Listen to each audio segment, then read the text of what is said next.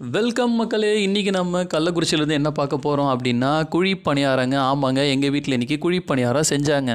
நேற்று ஃபுல்லாக மாவு அரைச்சிக்கிட்டு இருந்தாங்க. நார்மலாக மாவு அரைச்சாலே இட்லி, தோசை இல்லைனா குழி பணியாரம் செய்கிறது வழக்கங்க நம்ம வீட்டில்.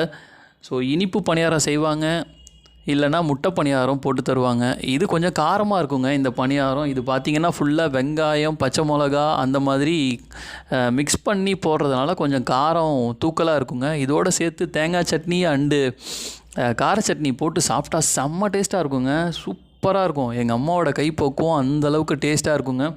ஒவ்வொரு வீட்லேயும் ஒவ்வொரு தாயோட கைப்பக்குவம் பிள்ளைங்களுக்கு ரொம்ப டேஸ்ட்டு தாங்க. உண்மையை சொல்லணும் அப்படின்னா, வயிற்றில் பசின்னு மட்டும் ஒன்று இல்லை அப்படின்னா நம்ம பெற்றவங்களே நம்ம மறந்துடுவோம்.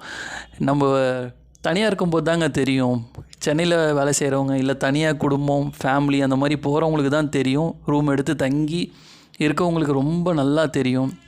அம்மாவோடைய கைப்பக்குவம் சமையலை ரொம்ப மிஸ் பண்ணுவாங்க.